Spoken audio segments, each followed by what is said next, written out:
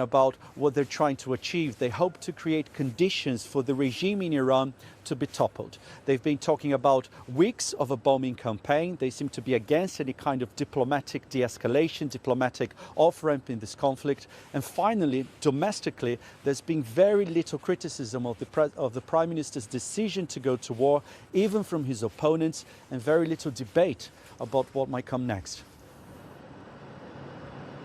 Hugo Bashega in Tel Aviv and Sarah Smith in Washington, D.C. Thank you both. Well, let's take a look at how other countries across the region have been drawn into this war over the last 7 days. Wira Davis is in the Lebanese capital, Beirut, and our senior international correspondent, Ola Guerin, is in Erbil in Iraqi Kurdistan. Wira, you've seen heavy attacks by Israel today. There have been large-scale evacuation orders. What's the latest where you are? Yeah, Anna, there's been around-the-clock attacks by Israeli missile strikes, mainly on the southern area of Beirut known as Dahia, where Hezbollah has one of its strongholds. But it's pretty clear that the scope and scale of Israel's bombing campaign here in Lebanon has been expanding in the last couple of days.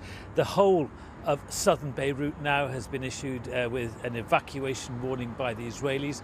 Also, much of southern Lebanon itself, below the Litani River, people have been told to leave the area, anticipating Israeli ground offences. Indeed, Israeli troops have already re-invaded southern Lebanon to try and stop Hezbollah firing rockets towards Israel. So there's a great deal of concern in Lebanon what might happen next. It's not just the south, also the eastern Bekaa Valley has been attacked. There have been evacuation orders issued for that. And even as far north as Tripoli in northern Lebanon, there have been Israeli missile strikes as well. We've heard today that at least 200 people have been killed in the 5 days of conflict we've had here. 300,000 people have been made either homeless or had to leave their homes and their areas after Israeli warnings.